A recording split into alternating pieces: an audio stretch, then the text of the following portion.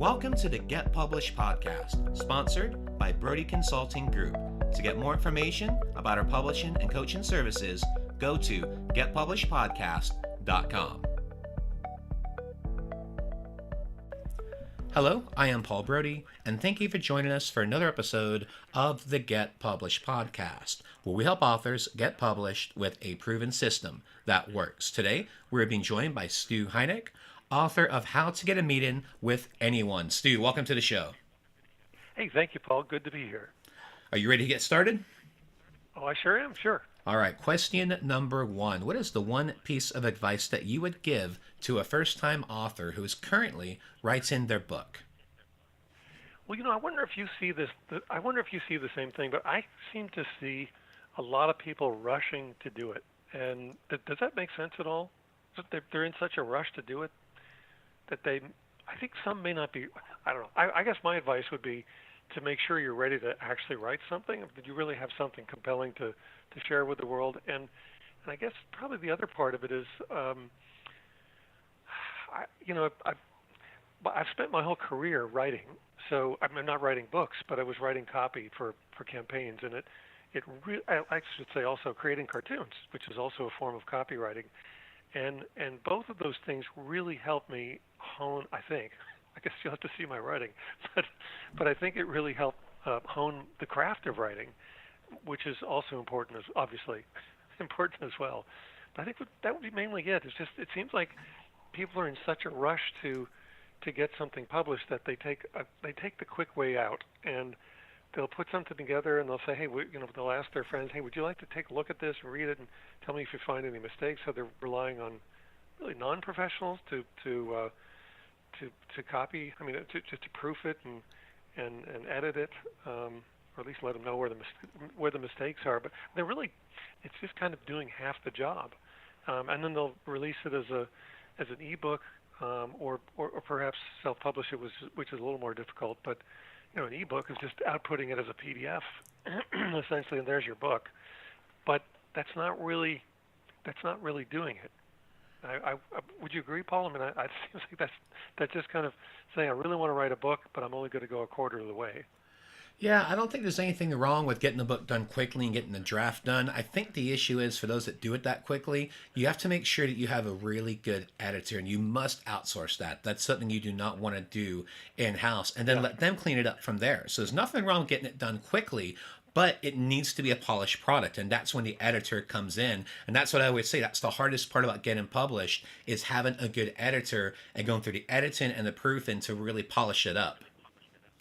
I agree, because I just think it takes a team, and I've done both. I've self-published two books. One of them is a book of cartoons. It's not really too hard to proof that one, but a full-length book that I self-published, and then went through the process of working through an agent and using a formal proposal for the book, and then selling it to a publisher. And when you're doing that with a publisher, I just think it makes all the difference in the world to have a team with you, and that starts with having an editor. Yeah, I couldn't agree more with you. That editing is key. I always say there's three are your strongest parts of the foundation with your book: a good-looking cover, a compelling book description, and a well-edited book. And you have those three things together, then you're going to be in good shape. I would say also, can we swear on your... Well, I would prefer you not, but okay, because I was going to say kick-ass, but I won't. Well, that's okay. We've actually had a guest on a few weeks back. Actually, dropped a couple of F-bombs, so I kind of had to do a disclaimer on the show, going, "Hey, let's not go in that direction." But yeah, little ASS isn't going to hurt anybody. Okay, because what I was going to say, you got to have a kick-ass title as well. Yeah. A title can. I know that the title of the book that I have out right now it has a lot to do with why people are saying, "Oh, what's that? I should check that out. I should try this." And so I would say the title really, the title can make or break a book as well. Anyway, just my 2 cents. No, I agree. That's what I'm talking about with the cover. With the cover having a great looking cover, having a compelling title, but also a subtitle where you clearly talk about the benefit to the reader. This is what you're going to get out of this book, whether it's 10 ways to learn about this or simple steps to learn about this process, but something that's going to be very clear the value to the reader. Mm-hmm. Yeah. Yeah, that makes sense. So, what do you feel is the hardest part about getting published? Well, I don't. I would say the hardest part is probably just being ready, just honing the craft of writing, and finding. I just I think that I think that a lot of books go out there and they're not are put out there in the marketplace and they're not read and they gain no attention. And I think it has a lot to do with making sure that there's something really, really compelling to talk about. Um, something that everybody's, or let's not everybody, but a lot of people experience perhaps. I don't know if we're talking about books for business or fiction books or cartoon books.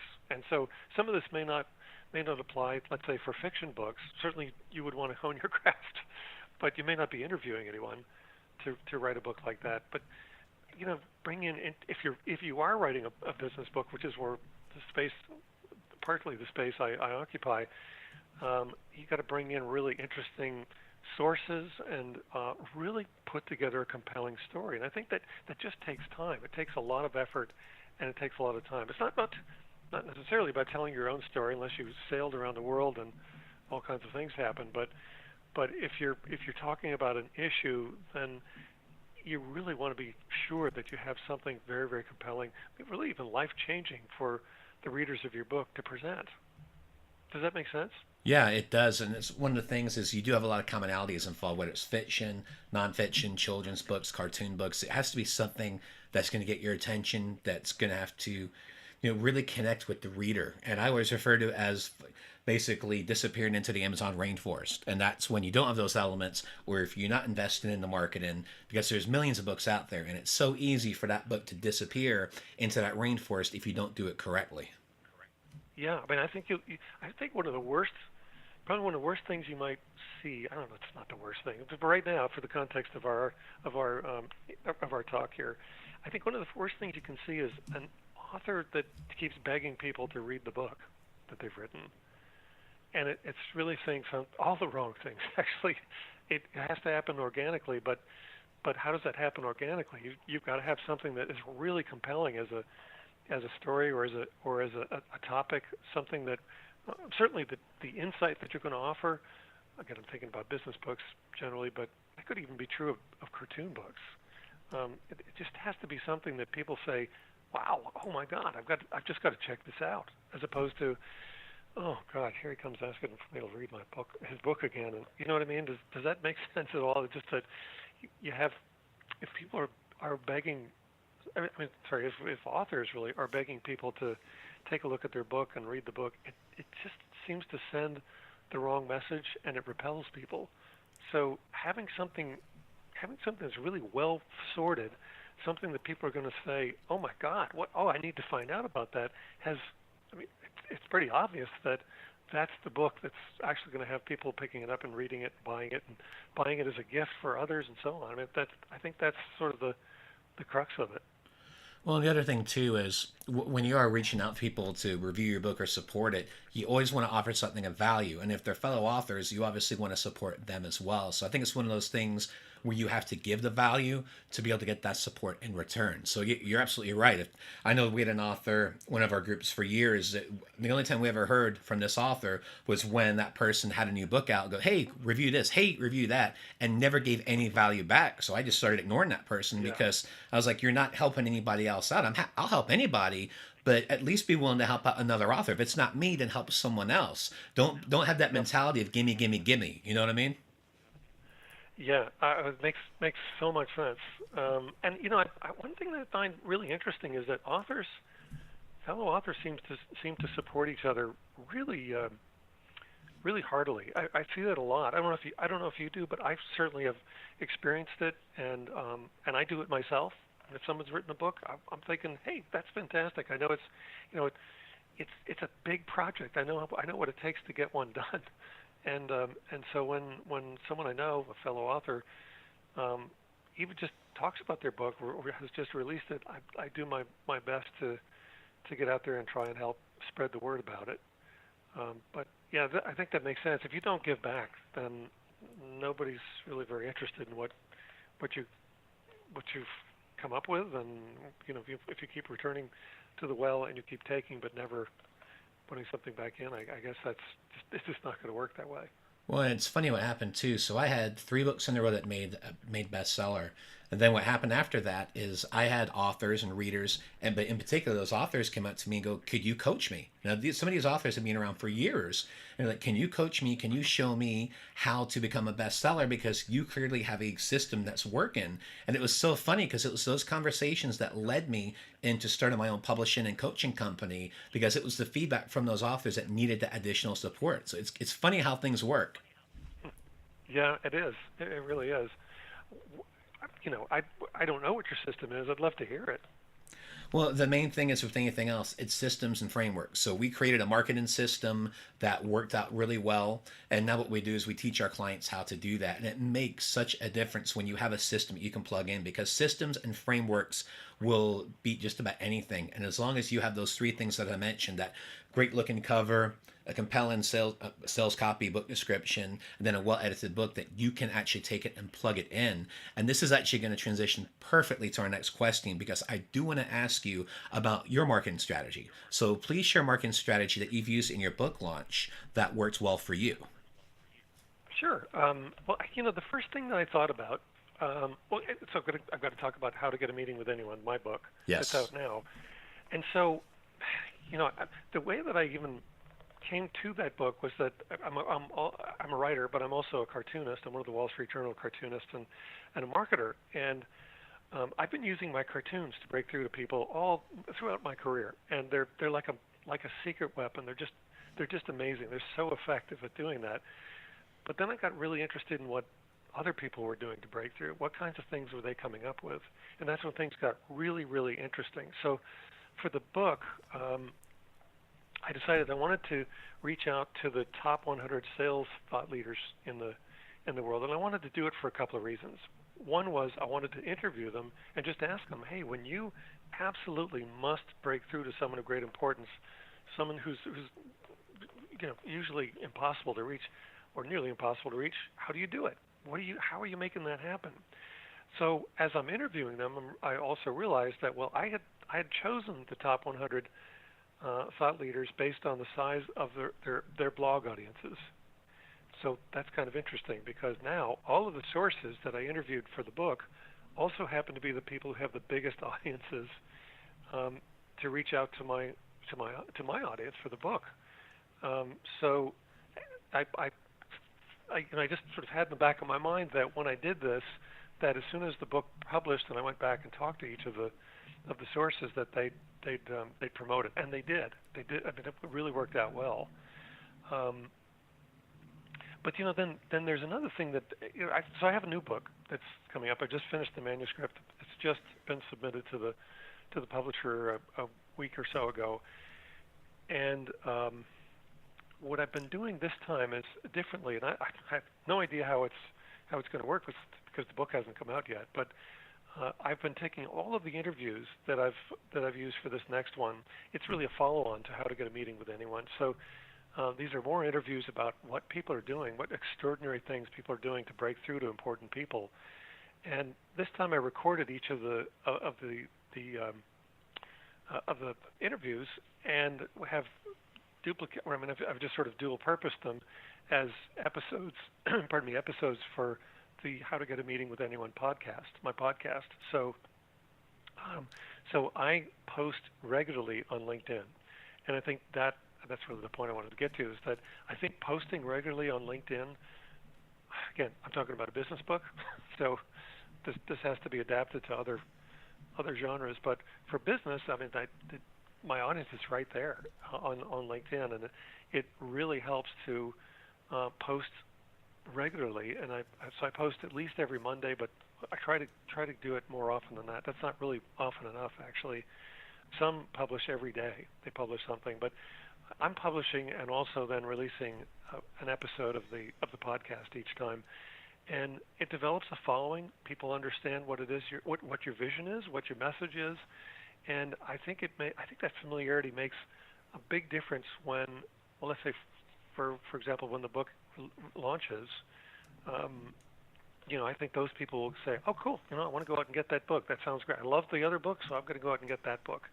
Um, or if it's just people who I don't know, but they've been following me, and you don't know really who's following you. I guess you get notification about it. I don't really know who's following me, but I do know that there is a lot of following, and I think that as soon as I tell people that the book is out, or let's say as soon as they run into it at the bookstore or on Amazon, something like that, that familiarity I think really has, let's say, familiarity and excitement about your content, I suppose, your message, has a lot to do with whether people are willing to pick up your book at the bookstore or buy it on Amazon or BarnesandNoble.com, something like that. It just I think it runs along the same theory, let's say, of branding and advertising that brand, so that when you get to let's say to the supermarket, there are brands that you recognize because you've seen them advertised on television, for example. You know the brand, and as you know the brand, if you get to know the brand, it builds trust and it builds value, I would say, so that when you see a generic product next to the brand product, you might end up buying the brand product just because you're familiar with it. You trust it more. And I think that probably happens with books. So I think posting often makes a lot of sense, and certainly I think it's going to help. I know it helps the book sales, or the sales of the book that's out now, but I think it's going to help the sales of the book that's coming as well. And I think maybe the last the last thing is, I've been writing, and then I've got to blow off steam and just sort of take a break every so often. And so, as I'm sitting at my computer, I've been finding myself more and more spending time on YouTube, and there is this group of bush pilots. So they've got these STOL airplanes. So they're high wing. STOL refers to, it's an acronym for a short takeoff or landing. So they're these bush planes. They've got huge bouncy wheels. They're like 2 or 3 feet tall wheels. And these guys will land their planes on the tops of mountains. They'll fly down and buzz rivers. They're doing it mostly in Utah and sort of in that sort of upper northwest areas, and so it's kind of dry. And they just land all over the place, and it's just the coolest thing. And I've felt like I know these guys, even though I don't know them at all. I mean, I interviewed one of them for my podcast, but I don't know these guys. But I feel like I want to buy an airplane and go join them. And so I think what I'm saying though is that there is a power to the vlogs that they're posting that is really pretty incredible. I watch. I'm just enthralled by it, and I notice that the views are enormous. And so if you have the ability to create a blog, not a blog, but a vlog, a vlog, or vlog, a video log, I think that's going to make a lot of sense as well. Now, I don't do one yet. I mean, I haven't produced one yet, but I'm planning to do that now, and I have a feeling that's going to create a lot of following as well. And I think ultimately, I guess whatever it is that you do, you should be doing it in service of building a following and building excitement about the book that's about to come out or the book that's out. Does that make sense? Absolutely. Well, Stu, let's talk about your favorite book. So, what is your favorite book, and what was the number one thing that you learned from it? Well, it's sort of like my favorite author is business author, let's say, has been J. Conrad Levinson. Unfortunately, no longer with us, but Jay. So Jay is the author of the father of the guerrilla marketing movement. But he was the one who wrote the original guerrilla marketing, and then co-authored a lot of guerrilla marketing. I don't know. There's a whole series of guerrilla marketing books. And what's interesting is he used to be an ad man, and I think he worked for Leo Burnett, one of the top 10 agencies in the world, and was creating campaigns. So he was a creative director, already a very, very well-equipped guy for writing books. And then at some point he said, okay, I'm leaving Chicago. That's where he was working as in the ad agency, and I'm going to come to California because that's just where I want to be, and I don't know, I'll teach marketing, I'll do something. So he was teaching marketing at one of the extension schools in San Jose, and some of his students, he was sort of talking about some of these really interesting marketing ploys or their campaigns, but guerrilla marketing is always about asymmetrical guerrilla or marketing warfare. So you're using your wits as opposed to using huge budgets to gain attention and build your brand. And so he would talk about these stories of these amazing things that people would do to do just that. And his students begged him. They said, would you put this together in a book? 'Cause these are great stories. You really need to put this together in a book, at least for us, because we'd like to take that as part of what we've gotten from the class. But really, you ought to write these things. Some of these students, by the way, included Steve Jobs and Larry Ellison, and I know there are others.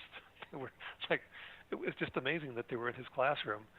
But anyway, at age 56, that's when Jay wrote his first book, and that became just an empire of books. His books, I'm not sure if it's Guerrilla Marketing itself, the original book, or if it's the whole series, but either way, it's the best-selling book or book series in marketing in history. I think it's something, I'm going to get the number wrong. It's translated into 29 languages, and I think it was 14 million sold, but I think that's probably an old number and much lower than it actually is now. But I would say that's one of my favorite authors and books because of the story behind all of it. And I look at that and I think, well, he's a role model to me. That's an example I want to emulate. And it maybe is starting to happen because my book, the one that's out now, is becoming a series. And that's a good thing. I think that's a great thing. As long as the series sells and sells and sells, that's a wonderful thing. That's what we want our books to do. But there's another book. Since you asked about my favorite books, there's another favorite business book. And now that I'm saying this, I'm thinking about it's maybe kind of an obscure one, but I just really admire the thinking behind it. And that is The Innovator's Dilemma by Clayton Christensen. I think it's about a 10-year-old book at this point, but it's about business strategy as it relates to disruptive technologies. Because disruptive technologies are kind of a difficult thing for businesses to handle, especially if they're established businesses. They have their own business model, and usually disruptive business models they start out and don't make sense. And it's the kind of thing that companies ignore, and they ignore them at their peril. I mean, look at Eastman Kodak. They ignored the whole coming of the digital photography revolution, and I don't know what they're doing anymore. I don't know if they're still around as a company, but they ignored a disruptive technology that didn't make sense at first, but it surely grew, and it just exploded, and they were left flat-footed. And so there are a lot of really interesting stories in that book about how that happens in the business world. But those are my two favorites. And Stu, for a final question, what is your favorite quote and why? Well, if it's my own quote, because I seem to be saying it a lot, the one thing that never changes is that things always change. But the one that I've always really get a kick out of by someone else is by Winston Churchill, and he said, "If you're going through hell, keep going." I think that's just what a great explanation of why you need to persist, why you need to be perseverant. Well, Stu, I want to thank you for being a guest on our show. What is the best way for people to find you online? I would say the easiest way to find me is just look me up on LinkedIn. So my name is Stu Heinecke, StuHeinecke. Well, Stu, I want to thank you again for being on the show, and I wish you all the best in your author journey ahead. Thank you so much for having me on. What a pleasure. Thanks again for joining us today. To learn more about how to get your book published with a proven system that works, grab a free copy of my book at getpublishedpodcast.com.